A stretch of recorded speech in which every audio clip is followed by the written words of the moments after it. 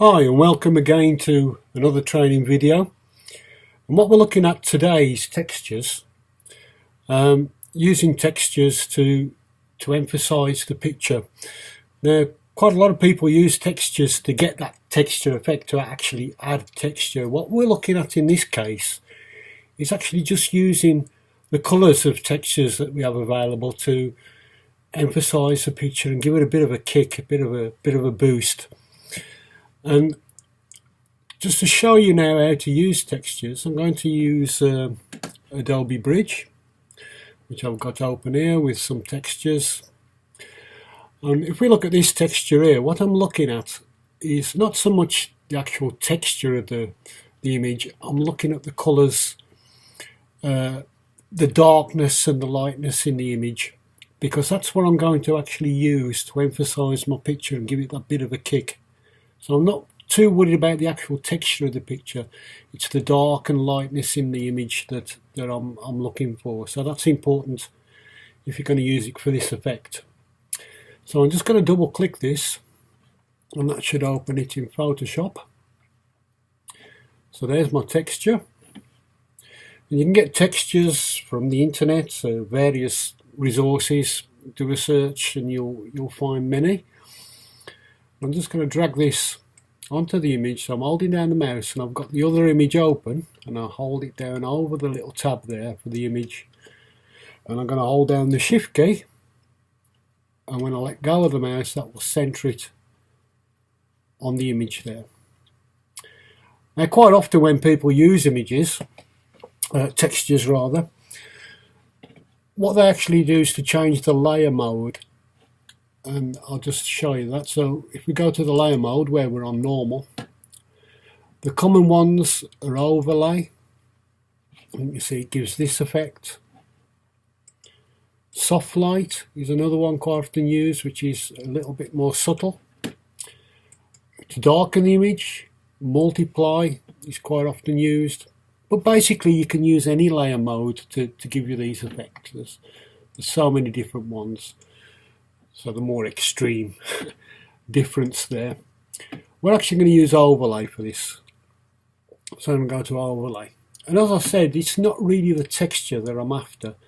What I want to do is to emphasize the picture, to give it a bit of a kick, a bit of a boost, without actually adding that texture to it, but to use the light and the dark areas of the actual picture itself, the picture of the texture, to emphasize the picture. So to do that, what we're actually going to do is to blur the detail. So we're going to go to Filter, Blur, Gaussian Blur, and basically I can drag this to any position to get the effect that I want.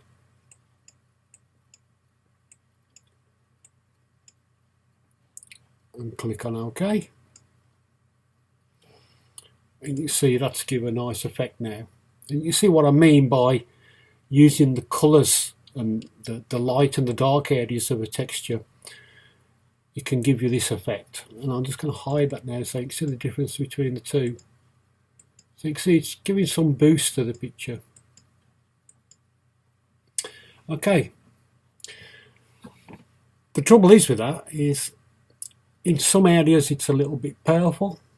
It's taking out some of the detail of the feathering on the owl, and this is where we can use a layer mask to actually reveal some of that back. Now I don't want to actually remove all of it, because it is adding that bit of texture to the owl, that the coloration that I like.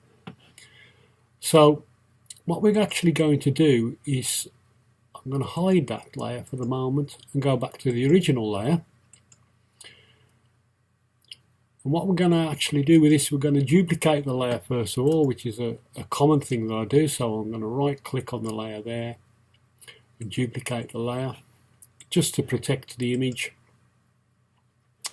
And what we're going to do with this is to extract the owl and the log from the rest of the image. Now there's various ways of doing that, and it depends on the type of image that you've got. But in this case I've got quite a nice background there that's like all the same colour and a different colour from the bird. And so in this case, the effect that the actual extraction that I'm going to use to get the layer mask that I want is to use select and the colour range. So I'm going to be selecting a colour range to get the selection that I want. So when I click on that, first of all, you can select sampled areas or whatever on there. So I'm going to go for selected colours. And usually it would come up like that. Yeah. Now what you would do is to click on the background. It's actually selected it automatically in this case, which is nice, but you can click on the plus there on the little symbol and click on the background, and that would give you, just making sure that all those areas are selected. Now that's come out pretty good in this case. It depends on your background and your actual image. You may have to use another way of getting a mask to for your image, but that's a good way if you've got that different colour background. So what I actually want to do with this is to invert it. So if I click in the little box there, now remember the white areas are the areas of the mask that will show. The black areas are the parts that are going to be transparent. So basically the owl and the log are going to be almost the parts in view. You can see there's a few little areas missing. And when I click on OK on this, it will make a selection. So I'm going to click on OK. You can see these marching ants now around there. And what we're going to do is to use a simple lasso selection. So I'm going to go to the lasso tool, making sure that it's on add to selection. And I'm just going to drag over the areas. So I'm making sure I'm not coming outside the owl, but you can see these little areas that aren't selected. I'm just enclosing those. So I'm coming around here on the log and on the bird. There's much more on the log actually because there's bits of green in there. There we go. I'm just making sure I've enclosed all that and let go. You can see now there's no marching ants around that area. And I can now apply my mask. So I'll go down to the bottom of the layers palette and I click on add layer mask. And if I just hide the background, you can see what that does. You can see it's extracted the owl. So that's a nice way of doing that. If you've got that background that's more or less the same colour and it's a different colour to your subject, that's a good way to extract it using a mask. Okay, so now what I'm going to do is to drag this layer above the texture. So I'm going to hold down the mouse and drag it above, and the texture is hidden at the moment, so I need to click on the symbol there to bring it back. And there you can see the top layer where we've got the mask on there is bringing the bird to the front of the layer of the texture. So the texture is on the middle layer, this is on the top. Now looking at that, so that's off and that's on. That's quite nice, but I want to lessen the depth of that a little bit, so I'm going to take the opacity down on that top layer just a tiny bit, just to bring a little bit of that lightness through. And you can see now that how much more impact that's give to the actual picture. So if I hide it,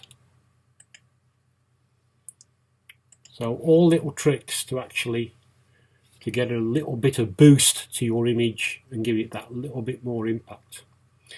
And people often say to me, well, is that something you would do with a nature in nature photography? And my answer to that is I'm not really a nature photographer. My images are produced for books, calendars and such like. I'm not a recorder as such.